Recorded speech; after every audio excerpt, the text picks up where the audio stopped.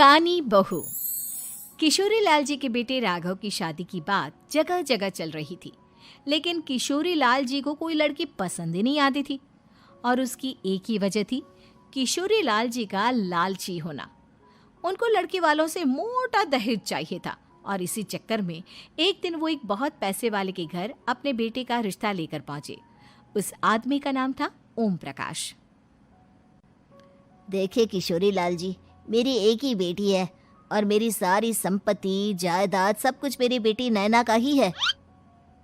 पापा, नाम से लगता है बहुत खूबसूरत होगी। कितना अच्छा नाम है ना, नैना। ओ, वैसे बात तो सही है आपकी। अब इतना पैसा है, जमीन जायदाद है, इकलौती बेटी, आप भी क्या करेंगे? सब कुछ उसे ही देंगे ना। बिल्कुल ठीक पहचाना आपने। बस बेटी की शादी और सारी जायदाद उसके नाम। पापा, बिना देखे हाँ कर दीजिए ना। इतना अच्छा रिश्ता फिर कहाँ मिलेगा? माला माल हो जाएंगे हम। मैं अपनी बेटी को बुलाता हूँ। अरे नहीं नहीं नहीं नहीं, आपकी बेटी का नाम नैना है, सुनकर ही लगता है बहुत सुंदर होगी। रहने दीजिए अंकल, मैं तो आपकी बेटी के नाम से ही इतना खुश हो गया हूँ कि उसे बिना देखे शादी करने को तैयार हूँ। अब तो मैं उसका चेहरा सीधे शादी के बाद ही देखूंगा। और इस तरह राघव नैना का चेहरा नहीं देखता और उससे शादी कर लेता है। शादी के बाद अपनी सुहाग रात पर जब राघव नैना का घूंघट उठाकर देखता है तो नैना की आंखें बंद थी। कितने खूबसूरत हो तुम नैना, जरा अपनी आंखें खोलकर मेरी तरफ देखो तो सही। नहीं, मुझे शर्म आती है। अरे, मैंने तुम्हें शादी से पहले भी नहीं देखा, और अब अगर तुम आंखें खोलकर मुझे देखोगी भी नहीं तो मुझे अच्छा कैसे लगेगा? इससे पहले कि नैना अपनी आंखें खोलकर राघव की तरफ देखती, अचानक से लाइट चली गई और राघव नैना को पूरी तरह से देख भी नहीं पाया। अगली सुबह नैना राघव के लिए नाश्ता बनाकर लेकर आई। अरे ये क्या, आधा पराठा सेका हुआ है और आधा बिल्कुल कच्चा। ये तुमने क्या किया नैना?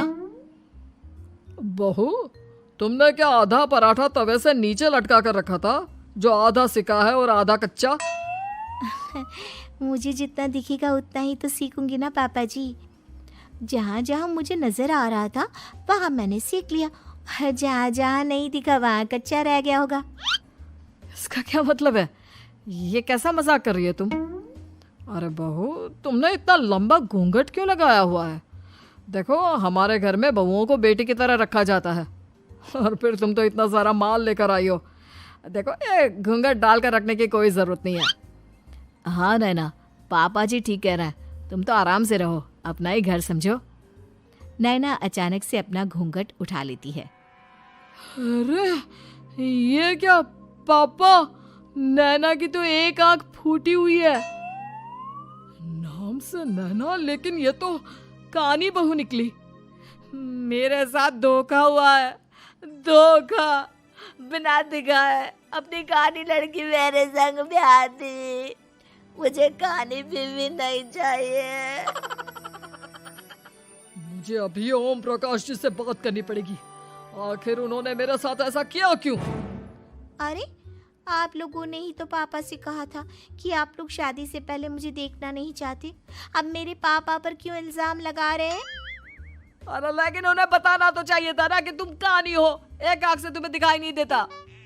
किशोरी लाल और राघव नाराज होकर ओम प्रकाश को अपने घर बुलाते हैं। पापा जी, ये आपने क्या किया? शादी से पहले बताया क्यों नहीं कि नैना की आंखों में परेशानी है?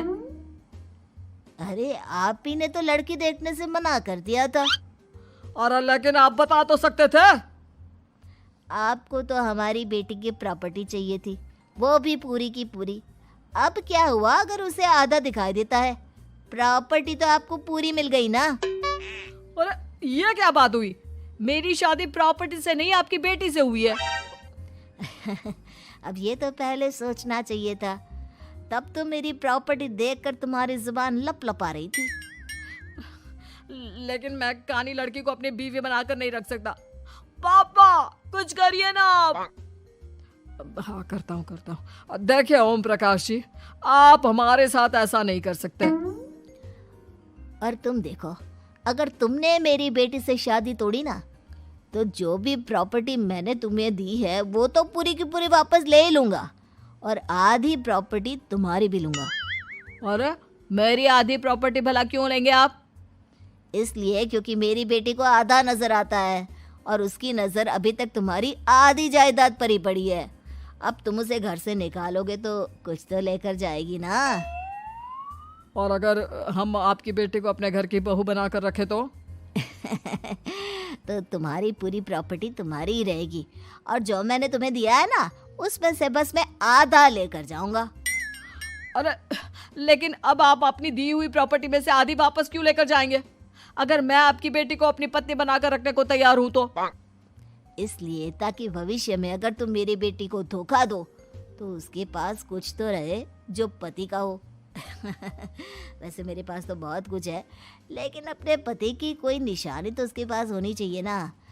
अब अगर तुमने मेरी बेटी को कानी कहा तो तुम्हें प्रॉपर्टी भी कानी ही मिलेगी, पूरी नहीं। जमाए राजा। किशोरी लाल और राघव समझ चुके थे कि वो बुरी तरह फंस चुके हैं और अब उनके पास वहां से निकलने का कोई चारा नहीं है। अब समझ में आया ना, लालच बुरी बला होती है। एक तो तुम्हें प्रॉपर्टी मिली, ऊपर से बीवी मिली, उसमें तुम्हें नखरे भी दिखाने हैं। आए बड़े, चुपचाप बैठो दोनों। कुछ दिनों के बाद नैना राघव की कार लेकर बाजार घूमने निकलती है और जब कार लेकर वापस आती है, ये क्या?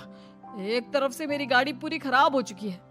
लगता है तुमने मेरी गाड़ी को किसी दूसरी गाड़ी के साथ एक्सीडेंट किया है। अरे अरे कितना बड़ा नुकसान कर दिया तुमने बहू। वो क्या है ना पापा जी, मुझे एक आंख से दिखाई नहीं दे रहा था, सामने से गाड़ी आ रही थी। मुझे तो सिर्फ आधा ही दिखाई दिया और वो गाड़ी मेरी कार से रगड़ते हुए निकल गई।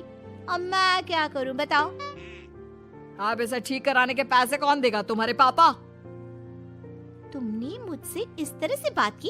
अभी रुको। नैना राघव की शिकायत ओम प्रकाश को कर देती है।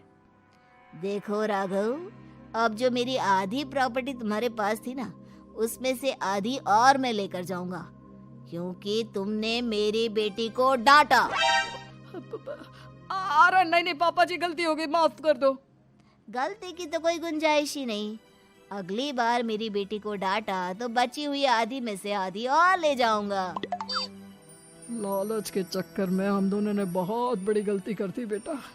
एक तो तुम्हें कानी बहू मिली और ऊपर से जो माल मिला वो भी काना। इस तरह राघव की हर एक गलती पर ओम प्रकाश उसकी प्रॉपर्टी का आधा आधा हिस्सा लेकर अपना सारा माल वापस ले गया और राघव को कानी बीवी से काम चलाना पड़ा। भाई लालच वाकई में बुरी बला है।